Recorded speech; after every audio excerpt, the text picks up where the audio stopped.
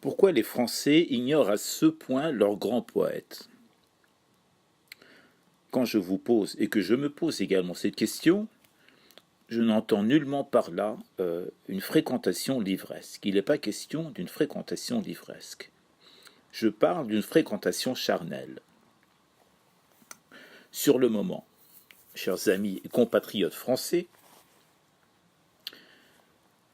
et je précise au passage que c'est un Persan qui vous parle, un Persan devenu français et qui a épousé les valeurs françaises de savoir et d'humanité, eh bien, chers amis et compatriotes français, vous ne comprendrez sans doute pas sur le moment le sens exact de mon propos. Fréquenter charnellement un poète, fût-il mort, il y a plusieurs siècles, ce n'est pas lire ses poèmes uniquement. Il ne s'agit pas que de cela. Il y a plus important encore. Fréquenter un poète, c'est aussi et surtout lire ses poèmes à voix haute, régulièrement. C'est les déclamer, les oraliser, les chanter, les mettre en musique, les intégrer à des pièces de théâtre, à des films. C'est les réciter lors de soirées entre amis, les déclamer à ciel ouvert, dans la rue, sur les passages publics.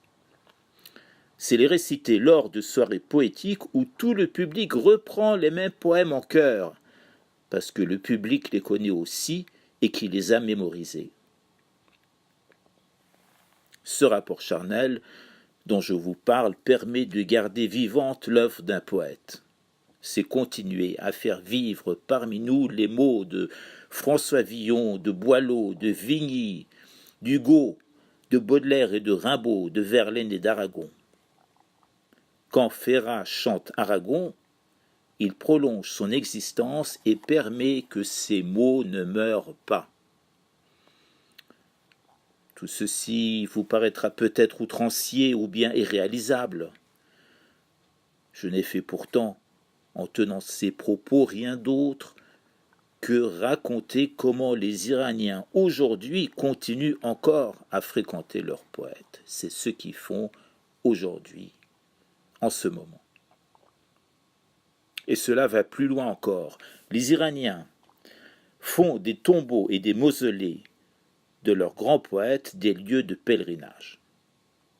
Des lieux de pèlerinage festifs et non des rendez-vous mortifères. Ils se réunissent autour de la pierre tombale pour réciter leur poésie et se faire prendre en photo avec la pierre qui porte leur épitaphe constituée toujours d'un poème. Les Iraniens baisent cette pierre, ils parlent à celui qui a été mis sous terre en ce lieu. Les tombes des poètes iraniens ne sont jamais désertes, elles accueillent des couples, des familles entières, toutes générations confondues. Elles reçoivent à toute heure du jour et de la nuit des citoyens issus de toutes les couches sociales. Les tombes des poètes iraniens ne sont jamais seules, c'est une certitude. Je vais maintenant vous démontrer comment les poètes français, je veux parler des grands poètes ayant marqué leur temps et formé l'ADN littéraire français, sont exclus du quotidien de leurs compatriotes. Vous en jugerez par vous-même. Il y a quelques années, je me suis rendu sur la tombe d'Arthur Rimbaud, à Charleville-Mézières. J'ai été profondément choqué de constater que le poète le plus célèbre de France, à côté de Victor Hugo, demeurait profondément seul sous sa pierre tombale. J'étais, au moment où j'ai rejoint sa tombe, le seul visiteur des lieux. Les Français n'étaient pas là avec leurs bouquets de fleurs, les couples d'amoureux n'étaient pas là pour réciter un petit baiser, poème d'amour bien connu d'Arthur. Les esprits aventuriers n'étaient pas là pour réciter le bateau ivre. Les esprits réfractaires n'étaient pas là pour réciter à la musique, racontant le square aux mesquines pelouses de la gare de Charleville. Ce qui m'a choqué aussi, c'était qu'on ne puisse l'approcher et toucher, caresser, embrasser sa pierre tombale prisonnière d'une cage en métal, empêchant les visiteurs de venir au plus près d'Arthur.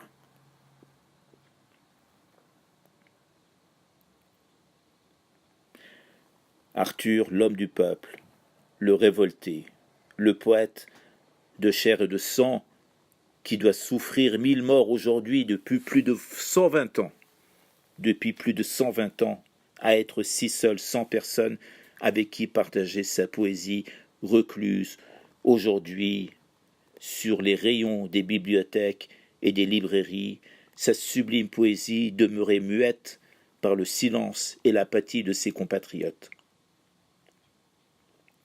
Les Français ont oublié que la musique est dans la poésie, que la poésie est musique, et qu'à ce titre, elle doit être chantée, à tout le moins déclamée, faute de quoi elle rend l'âme.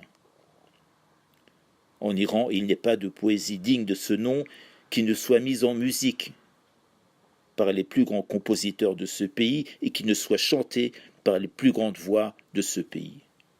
Souvenez-vous du poème de Verlaine intitulé Art poétique. De la musique avant toute chose, et pour cela préfère l'impair, plus vague et plus soluble dans l'air, sans rien en lui qui pèse ou pose. Et plus loin, de la musique encore et toujours, que ton vers soit la chose envolée, qu'on sent qui fuit d'une âme en allée vers d'autres cieux à d'autres amours. Que ton vers soit la bonne aventure, éparse au vent crispé du matin, qui va fleurant la menthe et le thym, et tout le reste est littérature. Eh oui, sans musique, pas de poésie, même si ce que vous exprimez relève de la plus haute intelligence. L'écriture de la poésie doit être rythmée. Elle doit, rimer ou pas, être composée de telle sorte qu'on puisse la chanter. Et c'est en lui donnant voix, en lui donnant corps, par la voix, qu'on contribue à la garder en vie. Aujourd'hui, en France, il est de grands intellectuels qui écrivent des choses très subtiles que l'on fait passer pour de la poésie, mais qui demeurent de la prose. Car ces dames et ces messieurs, ces esprits supérieurs très inspirés, ont oublié ou n'ont pas compris que la poésie est affaire de technique, d'artisanat, et non d'intellect. C'est le Persan qui vous parle ainsi. Celui qui a eu la chance d'hériter d'un patrimoine poétique maintenu vivant par les Iraniens depuis au moins 10 siècles. Je sais ce que la poésie représente en Iran.